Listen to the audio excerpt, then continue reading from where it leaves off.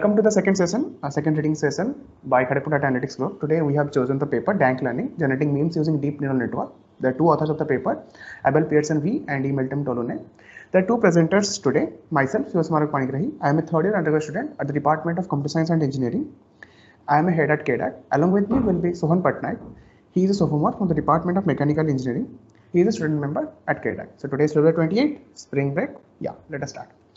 So first of all, certain important notes. You might have certain queries regarding the presentation or to the paper if you have gone through it, that we have said in the Facebook post. Then please refrain from unmuting yourself and opening your video or something like that and asking the question directly. Please put them in the chat. We will go through each one of them one by one at the end. If we find that we are unable to communicate properly at the end, then we will ask you to unmute yourself and we'll have a fair open discussion. At the end, the link is available in the slide here also, Google Forms link. At the end, we'll share a Google Form link that is basically feedback for the session. And most importantly, it will ask you, which is optional already, it will ask you to suggest one of the AI related paper that you want us to present in the future sessions. So remember, if we can if we can convert it into a presentation, then yeah, we are going to present it. So the brief outline, just a rapid fire kind of. There will be some, first of all, the output memes that have been obtained from this algorithm, from this architecture that are going to show today. Then we'll follow up with the brief introductory idea, what are image captioning model, what are RNNs, what is LMTs, so LMTs is language modeling tasks, and then some mind-boggling equations that will make the slide attractive, but okay, we'll try to explain them as much as possible. Next, we'll go to the data preprocessing part, how exactly the data set is being formed. Then we'll go to the model architecture, which you all have come for actually, I feel, how to generate memes, what is the architecture that we require. There are three kinds of encoder they have used. So there is encoder, there is a decoder. Then we will see beam search and temperature function. What are they? They just help you to predict the word during the real time, during the test time. Then there is the how the training have been done, network performance, results and evaluation, standard stuff. Then there will be conclusion and then Q&A. Cool. Let us go to the next slide. So I will be changing, since the picture looks horrible as of now, let me change the stuff to light mode and it will be fine. So Sohan, you can start now. Yeah, okay, so I'm Sohan. I will be accompanying Siba with this presentation. Okay, so I will be presenting this slide only and then I will get back to you after the first half. Okay, so everyone is familiar with memes, right? So what are exactly memes? Something like you are given an image and see, you can see the first image, like, dude, I have no nose. He has a nose, but it's kind of humorous, right? So memes are nothing but some images are given and you will get some humor out of it. That's the definition that we know, but those people have something different. Like, let's see what it is. Like, a meme is an idea, behavior, or style that spreads from person to person within a culture, often with the aim of conveying a particular phenomenon, theme, or meaning represented by the meme. Blah blah blah. Like, yes, what is this stuff? Did you get it? This is something like a lot qualitative one, but the thing we know that a picture is given, there's something written on it, which is known as the caption, and you get some humor out of it. That is simply a meme. Okay, so that was kind of the output what they have produced through this paper, through this architecture. So yeah, let me convert into black mode. Yeah, now let's begin. So let us start with certain brief introductory ideas. First of all, we will go to image captioning model. So what is image captioning model? So first of all, there will be a lot of complicated stuff in the first two slides, but it will give you a fairly brief idea of what exactly is happening. So just listen through it. Each and every technical term is going to be described in the latter slide. So just have patience for the first 5 minutes, then we'll enjoy the entire session. So first of all, what is image captioning model? Just imagine them to be a black box. It will take an image and it will give you a caption. That's it.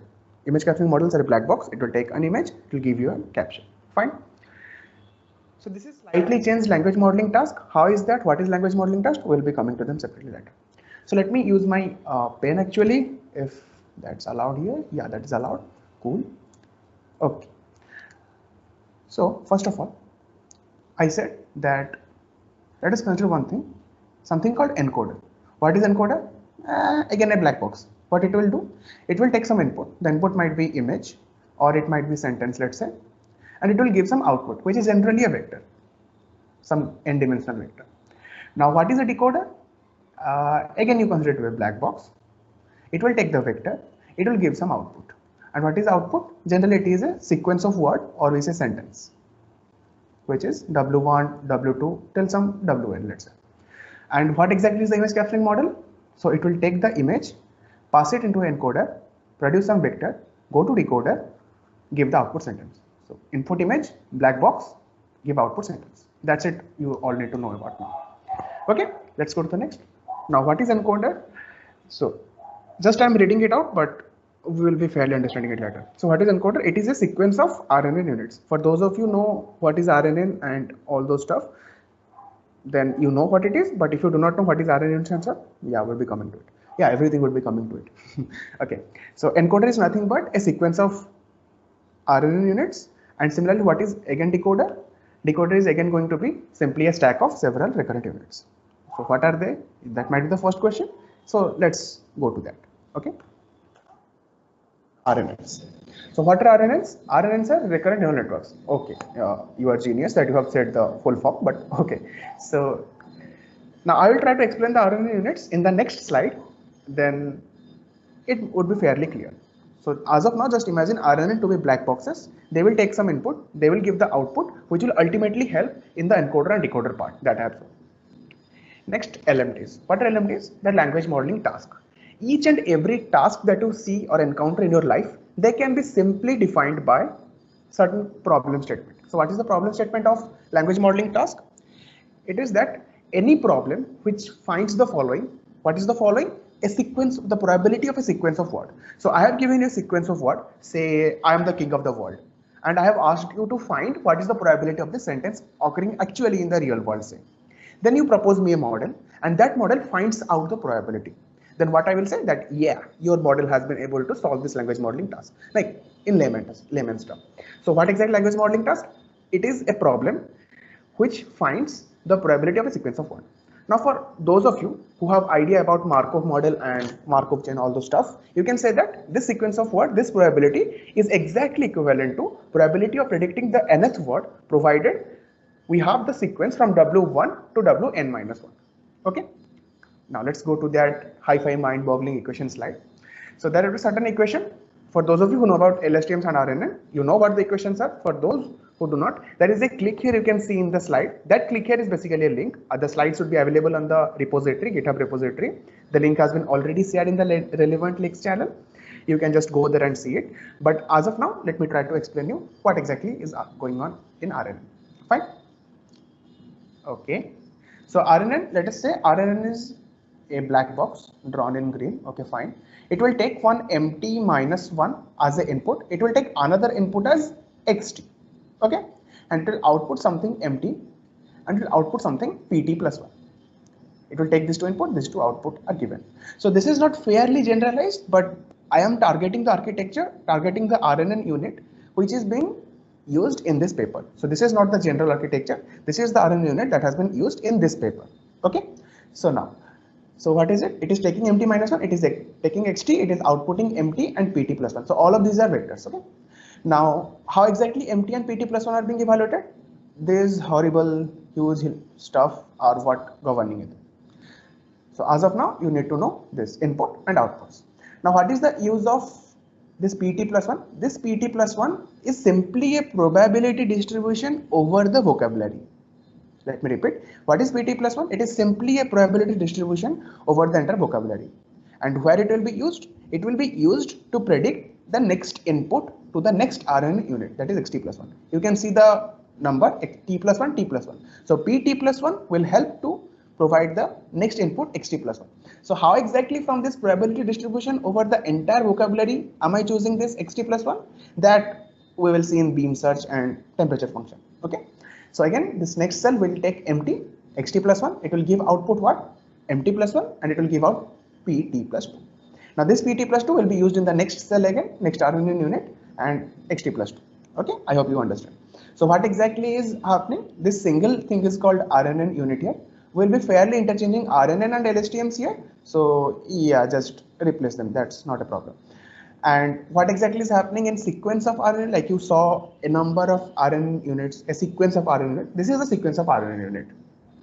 Empty minus 1, xt input, output empty, xt plus 1 input, output empty plus 2, it will go on. That's it. Okay. So let's move to the next slide. Yeah, I guess Sohan will be taking now. Yeah, so you got to know how actually the LSTM network works, right? The equations that govern LSTM. But before you saw that some input is given and some output is being received, right, in that network. So actually, what are those? So those are indeed vectors, right? So what we do here is that we need to represent the words in some vector representation, right? We need some vector representation for the words, and uh, what we do is that we use global vectors or glob vectors. Like these are nothing but vector representations of words for which are pre-trained for use in NLP tasks. Well, what are these? Like suppose you have two words, say good and well. So these need to be represented as something which can be mathematically manipulated, right? So you consider some vectors, say 1000 dimensional, and then in those 1000 dimensional world you just put the points and compute the similarity. So these are designed in such a way that, or you can say that these are trained in such a way that the vector, if you compute the similarity, simply the cosine similarity between these vectors, the similar words will give a high value, and that is the use of these globe vectors. And I said 1000 dimensional, that was just an example, but practically it is 300 dimensional, so that we can, like, it is not computationally costly, and yeah, that's the reason that they have decided 300 dimensional. You can change the dimension and again train it from scratch. That's one thing that we are going to use when we will be dealing with encoders and decoders. Now, one more thing is the attention mechanism that is used in this paper. Like, attention is something which is quite common in NLP tasks, like you can say language modeling tasks or neural machine translation tasks. So attention is nothing but an approach that enables to highlight the relevant features of the input data. So yeah, we will be coming to this when we discuss the decoder part, but for now you just know that attention is something that decides which part of the encoder will be reflected in the decoder part.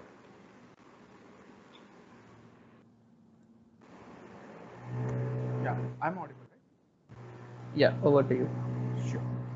Okay. Let me do the full screen. Yeah, it looks as well. Okay, let me use my pen again. Okay, cool. So what exactly is data set they have? They have 400,000 image label caption triplets and 2,600 unique image label pairs. Okay, now what are they? So let me give you an example. So let's say there is a picture. This picture is, say, doggo is there, is holding a bat. So let's say this is image 1. Corresponding to it, I have a label. So that label 1 be doggo holding bat. Fine. This is one unique image label pair. Let me take another image label pair. So here is the Godzilla. Here is the King Kong. They are fighting, and say doggo is chasing them. So this is image 2. And what would be the label? Label 2 would be doggo chasing with bat, Godzilla and King Kong. Okay, so there is 2,600 such unique image label pairs. Fine, there is one image, there is one label. So for the first image, there can be certain captions. Now what exactly are captions? Let me say one such thing. So here is the upper part, here is the lower part of the image.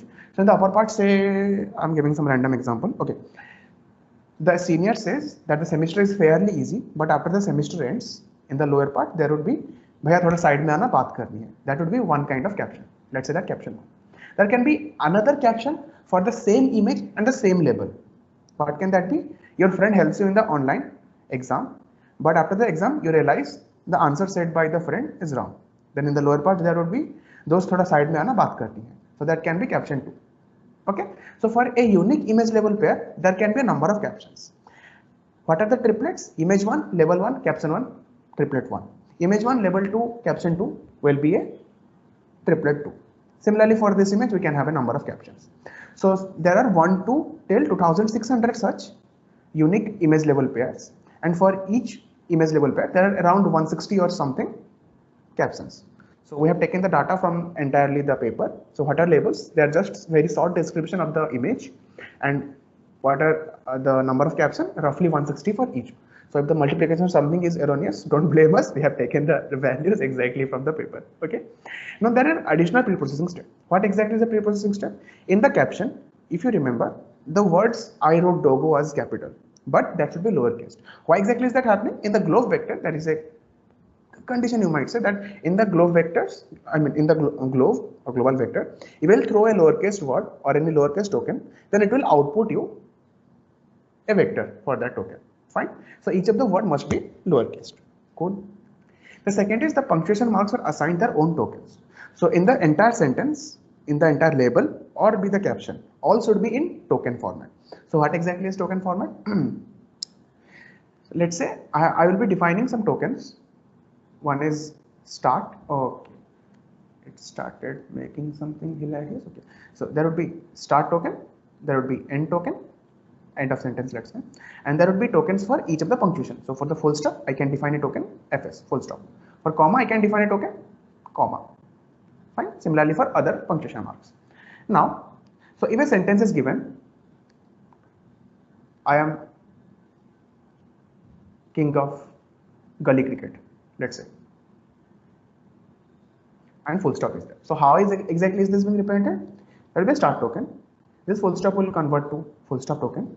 There will be a end of sentence token, and it will be read as start token, I token. It will be converted to small case, I token, am token, king token, off token, gully token, cricket token, full stop token, end of sentence token. So that's how it is being represented. There will be another extra token which is called UNK, which is the unknown token. Now, what is unknown token? We'll just see them just now. So start, end, and unknown, they are started with randomly initialized vectors. Then what is unknown token? So in the entire vocabulary that we have, so if any word appears less than 3 times, then we'll say that to be unknown or assign an unknown token. And if any caption contains more than 2 unknown token, then HCAM just remove that caption from the entire data set. Fine. Now this is all about data pre-processing. Let's go to the part that you all have been waiting for, right? Encoder part and decoder part. Okay. So let me start again. This requires some work. Okay. So encoder part, what I have said you earlier, it is a black box taking image and outputting a vector. So what exactly is happening? So this is the image. It will pass to something called a inception network. I mean inception v3 has been used. So inception reminds me of Nolan. Okay. So inception v3, and what it will output? It will output something which is a 2048 dimensional vector. So the output would be a 2048 dimensional vector. Fine. This is the first part of encoder. Now, if you remember properly, as Sohan said, they have always used 300 dimensional vector. Now we have to convert this 2048 into a 300 dimensional vector. So any suggestion you might be thinking? Okay, you cannot unmute and say, but okay. So you can simply do what? You can simply do a matrix multiplication here. 300 by 2048. So if you multiply matrix 300 by 248, 2048 with a 2048 vector, you will obtain a 300 dimensional vector. Wow. This simple matrix multiplication is heavily or widely popularly known as trainable fully connected layer. So wherever you see trainable fully connected layer, just imagine it to a matrix multiplication, nothing else. Okay. So what is the simple encoder? The image goes to inception v3, gives a 2048 dimensional output, goes to a matrix multiplication, gives 300 dimensional output. This is the simplest of all encoder. That's what I have written here. Model outputs not equal to 300 dimensional. So project them using a trainable fully connected layer, blah blah blah, and then the 3 types of encoder they are going to use, and we're going to explain the 3 types of encoder. So if you have understood the first 3 points, that you should have a fairly brief idea what exactly is encoder doing. So the first encoder, let me show all the points, then it will be good. So what exactly the first encoder doing? Whatever I said in the previous slide, the same thing, there is no difference. So it is disregarding all the labels. So for the label that I had, that doggo holding bat, that would be completely washed out from the data set, let's say. Then you have the image, and for one image you have multiple captions. So you will take an image, take a caption, and what you will do? Pass this image to encoder. What is encoder? Inception network, output is 2048 dimensional vector, multiply with a matrix, RA bias, which can be 300 dimensional again, and you will get the output.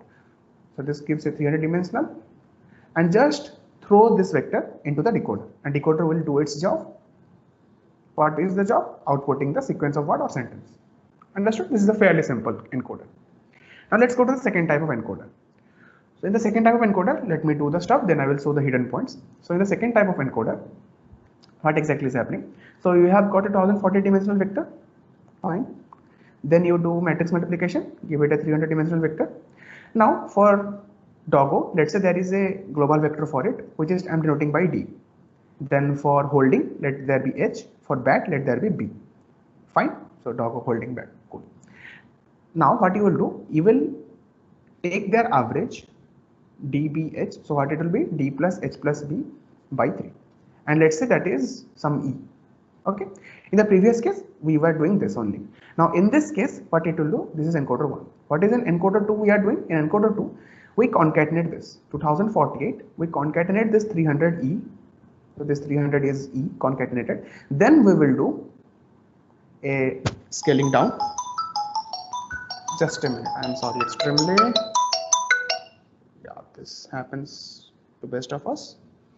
Okay, cool. So this will be shifted down to 300 dimensional vector. Fine. And this will be then thrown into the decoder. The decoder will do its outputting stuff. Fine. So if you will see, obtain the Pareto and Globe embedding for each of the word, then compute their average, concatenate this average vector to image embedding, feed into a matrix multiplication. The output of matrix multiplication is fed into a decoder, and this is the equation. So that double line is simply concatenation. Fine. Let's go to the third encoder, which is kind of the one which gave the best results. Okay, this is a horrible picture, but okay. So let me make you feel homely with this picture, this negative real film. Okay, so this is, let's say, this is the template. This is the small kid which is showing that yeah, I am successful. So the label is success and kid. So E1 and E2. Then here the output will be 300 dimensional. Here it will be 2048, and here concatenation 2348. Matrix multiplication 300. This part is going to be decoder. Cool. Let's go to the next one. Yeah, encoder third. What exactly is happening in encoder third? So we have this 2000. Okay. Why? Cool. Just a minute. Yeah. So there is 1040 dimensional vector. Do a matrix multiplication. Make it 300. Then if you remember the architecture that I gave you just before, the RNN architecture. So this is, let's say, MT minus 1, and it passes to the first block. In the encoder part, we will ignore the probability PT plus 1 stuff. Okay, we'll simply ignore that. So what will be the first XT? So for the doggo holding part, it would be D will be going here. The output will be then MT, and here I will feed H holding, the vector for holding. Then it will give MT plus 1. I will feed it to the next one, here bat, and the output will be MT plus 2. Now, if you use attention, then some horrible stuff happens with this vector MT plus 2, and then it is fed into the decoder. Okay, this MT minus 1, MT and MT plus 1 are each called the state of this each unit. Okay, so if attention is used, some horrible cut blood something happens with MT plus 2. Otherwise, in very simple cases, you can just pass this MT plus 2 into the decoder as a decoder state. Fine. Now this MT plus 2, after doing some horrible crazy stuff, you will pass into the decoder. So this is the input to the decoder, and here is the decoder state. This is say M0 for the decoder. You input the start token, some probability will be output. Then here will be M1. Here will be the word. In the training time, you feed the actual word. In the testing time, with the help of this probability distribution, you feed the word to this next one. So X2. Okay, this one X1, X2. And similarly it goes on. So this part is going to be decoder. Cool. So here is actually attention is happening. What exactly is attention? Bear with us for 10 more minutes. We'll just make it everything clear. So extend the encoder with an additional resistive network, as I just gave you the example. Then pass the globe embeddings of each of the labels. Then perform attention. Here the long attention mechanism has been used, and the link has been provided there. You can click the link and go to the site. Otherwise, we'll just show you a brief format of attention, what exactly is attention doing, but we will not show you the exact long attention mechanism. Just a simple random basic attention will show you. Then this is the input to the instrument. Let's go to the decoder part. Yeah. Okay, so you learned about learned almost everything about the 3 encoders that has been used in the paper. So now let's do the decoder part. So what the decoder is comprised of? Like the decoder is consists of a unidirectional LSTM network that operates along according to the 6 equations described previously. Actually, those 6 equations govern the LSTM network globally. Like everywhere you will see those 6 equations where there is an LSTM network. So what the authors did, like they did one modification. As I've already mentioned, that glob embeddings have been used, can be used for representing the word vectors. So rather than training the vectors, the representations of the words as vectors, they used glob embeddings for representing those. Like, what was the use of using glob embeddings? So one advantage was that these embeddings have already been in the optimal state. Like I've mentioned that they similar words give high cosine similarity. So this is the reason that if you also allow the network to train, the training time will be less. Like they're already in the optimal state. So how much time will they need, or how many steps do they need to get in the optimal state? That was the main reason or the motivation, you can say, for using the glob embeddings. Okay, so we have 3 types of encoders, right? For the first 2 encoders, a simple decoder is employed, where the output of the encoder is used as the input to the decoder. So finally, you have the output from the encoder, you feed it into the decoder with the start token, then you will get a probability distribution. Like what exactly does this probability distribution mean? Say suppose you have 2000 words in the vocabulary. So what this decoder outputs is that you will get the probabilities of all the words occurring in the next time step. So suppose you have 2000 words, then you will get the probability distribution of these words. Now you have to pick a word, right? So there are certain ways in which you can pick the words. We will be describing it in beam search decoding. Now this is more or less it. Like you will get the probability distribution, you pick a word from that distribution, then again feed it into the decoder network, and again you will get a distribution, and this step goes on. This is nothing more or less the decoder part used for the first 2 type of encoders. Now for the third encoder, it is a bit complicated, where attention mechanism has been used. Like what is exactly attention? So suppose you have some encoder states, right? You have some image labels, like consider success kid. So these 2 words will give some embeddings or encodings in the encoder. So what we do is that we put the start token in the decoder, and then we compute, simply you can say, the dot product of the output produced by the decoder with all these encodings produced by the encoder, and the one that gives the highest dot product, you may say, will be reflected in the decoder part. This is more or less the idea of the encoder. Actually yeah, that's it. But actually I don't have a writing pad, so Siba will be explaining it with a schematic diagram. Yeah, due to resource constraint, I have to do the writing part.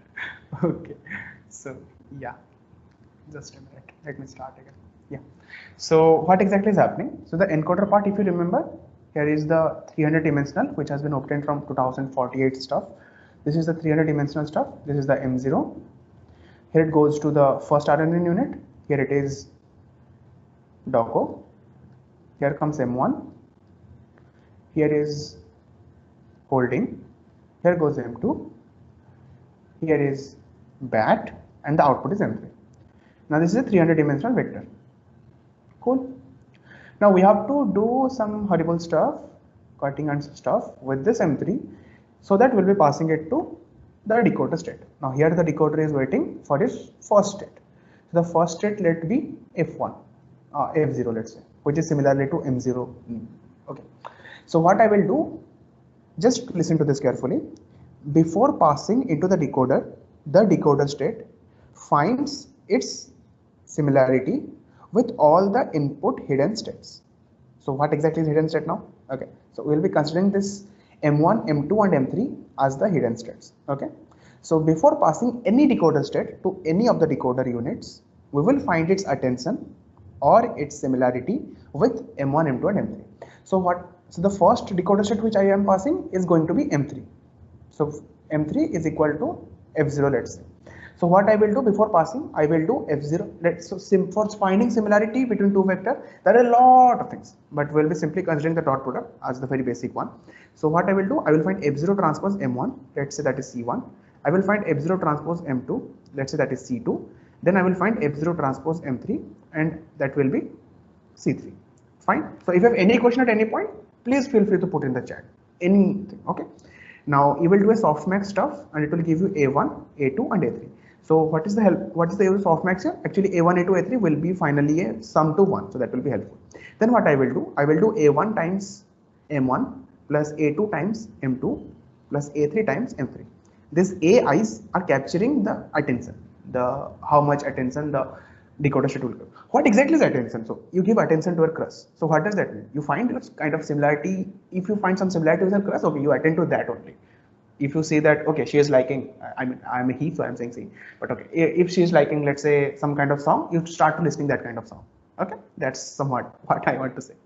So say this is going to be some F0 bar, F0 dash, and you will pass F0 dash as the first decoder state. So this will become the M. What will the start token? To the start token. Here will be some output PT plus 1, and the training stuff happens, and you will get the output F1. So before passing F1, what I have to do? I have to attend to the input. So what I will do? F1 transpose, F1 transpose, F1 transpose, C1, C2, C3, A1, A2, A3. Again, A1, M1 plus A2, M2 plus A2, M3. I will get, here I will get F1 dash. I will pass F1 dash here. And what will be this one? This X2. In the case of test time or the real world deploying time, using this and beam search, you will find X2. Otherwise, in the training time, you will feed the actual board and train it. I hope this makes everything clear. Okay, let's go to the next one. What is on? Okay, so that was it about attention mechanism, which is quite helpful in producing a good result. Now let us know how to generate the sentences. Like we got the representations, embeddings, what we got from the decoders, like the probability distribution we got over the words, right? So one naive way of predicting the words is that greedily pick the word which has the highest probability. So suppose you have 2000 words, you pick the word with the highest probability and just feed it into the next RNN unit. But that seems to be a bit clumsy or bit bad. It gives bad results. The intuition which governs this is that the words become predictable, right? It does not produce any kind of humor. Suppose I say something and you can predict what I am going to say, then how does it generate some kind of humor? So that does not produce good results for this meme captioning. So to get better results, what the authors did, they introduced beam search decoding. So what is exactly beam search decoding? What you do is that you have the probability distribution over the words. Now you pick k most probable words from those number of words from the vocabulary, and then further you use those k words to generate the words in the sentences. Like suppose we have the value of k as 2. So suppose now you pick 2 words from the first probability distribution, right? So now what you do, for the first word out of the 2, you again you put that into the decoder network, and you again pick 2 words from the decoder. Like, so first you have 2 words. Now for the first word you again pick 2 words, and for the second word you again pick 2 words. Now for all the 4 words in the second time step, you again predict 2 words each. So this becomes 4 into 2, 8. Like you get a tree structure, right? So you carry out this while you get to the end of the sentence, and then to find the most probable sentence or the best one or the best caption that is being generated, you just backtrack and while calculating the probabilities of that sentence. So how you exactly do this will come back later, but this is more or less the idea about beam search decoding. That is, you pick k most probable words and then carry out further tasks or further decoding part. Note that k is a hyperparameter that is tuned during training. I gave example with by choosing k equal to 2. You can choose it you can take it anything. Now they also used one variant in the beam search decoding, that is the introduced temperature function. So what they did, out of the probability distribution of those words in the vocabulary, they first picked the 100 most probable words and they put them aside in some box. Say Yeah, so you pick 100 words and put them aside in a box. Now the values that those 100 words have are nothing but just random values. So how do we use them? So first we need to convert them into a probability distribution, right? Before choosing the k words among them. So what they did, they just employed this function, that is fpi is equal to pi to the power 1 by t divided by normalizing factor, that is sum over all the probabilities. So note that when t is equal to 1, this is nothing simply but you are just adding all the probabilities that are being generated from the previous step and putting it in the denominator. And if you want to see it mathematically, then you can just Google it. But yeah, this happens that if the value of t is very high, then this leads to a very flat distribution, and a low t is the inefficient greedy decoding. So yeah, Siba can explain that beam search decoding part schematically, Yeah, like sure, that. sure. Yeah. Just a minute. I have to do this all with this changing the pen and all. Okay, so let's say for the beam search, this k value is, let's say, 2, also on set. So in the first decoder state, the attention stuff, everything happened and the state is there and the start token is there. So let's say I will get a probability distribution. The probability distribution is what? It is a probability distribution over the entire vocabulary. Say the vocabulary size is 2000. Now what will happen? This probability distribution, what it will contain? It will contain the probability of W1, say it is 0.5. Probability of W2, say 0.009. Probability of Wi till probability of W2000, say that is 0.01. Cool, fine. Now, what was the first approach, greedy approach? Just find the max of this and output that what. Okay. What is the second approach? Choose first 2 or first k of this. What is the temperature function doing? Now come to that. Now first what I will do, I will choose the top 100 word from this distribution. So out of this 2000, I will choose 100. So I'm doing all this stuff here. So I have chosen 100 words. So from, let's say, W, so I'm saying W-1 till W100-. Fine. Now just imagine this is not at all a probability distribution. So what is the first principle of probability distribution? That the sum of each event is going to be 1. But here this is not the case. So for that reason only they have applied this temperature function. Instead of temperature function, you can give anything which will just make it a probability function, which will make it a probability, such as even softmax event. Okay. So what they are doing, they are applying this function for each of the probability and they are getting a 100 output again. So W1 dash to W100 dash. Now out of this they are choosing 2. Cool. Okay. So from here I have got 2. So let me okay, come here. So in the first case I have got 2. So there are 2 words, say W1 and W2. For each word I will pass in the next state. So this is the state 1. In the state 2, in the second position, I will pass W1 first. Similarly I will do everything and I will obtain 2 words again, say W11 and W12. And again what I will do in the state 2, instead of W1 I will pass W2 and I will get W21 and W22. So now there are 4 sequences altogether with W1, W11, W1, W12, W2, W21, W2, W22. Okay. Now out of these 4, the top 2 are going to be selected and passed on for the next stuff. So that is what beam search is doing. I hope it helps. So you can continue. Yeah, like you might be clear. Yeah, this is crystal clear now. Okay, so this is more or less the boring part, like training. This is obvious for a neural network, like we have to train the network. So you have already seen that we have been using LSTM networks for the decoder part. So the authors have tried 1, 2 and 3 layered versions of the LSTM decoder network. And for optimizers, they have used Momentum and SGD. SGD is the short form for stochastic gradient descent. And then hyperparameters were thoroughly tuned to find the learning rate, batch size, and attention unit size. Okay, and this was the most important part. Like the last part is that what you should evaluate your model. How does it perform on real world tasks, right? So the evaluation metric that was used was perplexity, which we will be explaining when we will be explaining the results part. And it was observed that there was no significant change when the LSTM when we increase the LSTM layers from 1, 2, and 3.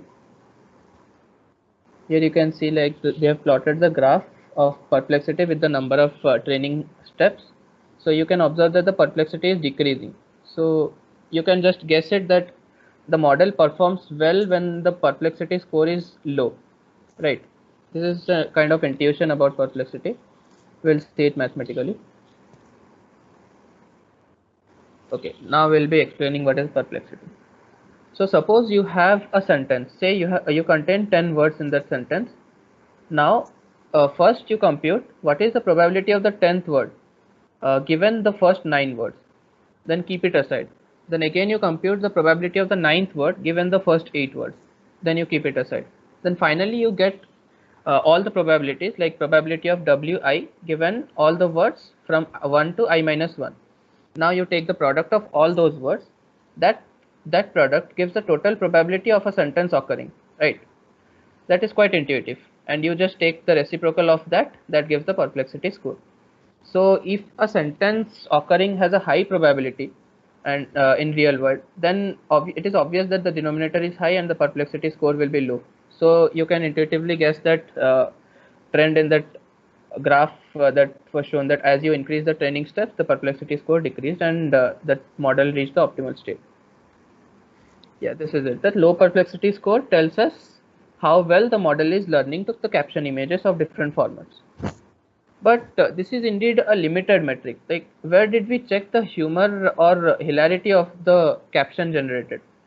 So this generally the perplexity score is like, it just checks the model semantically, like the sentence is semantically correct or not.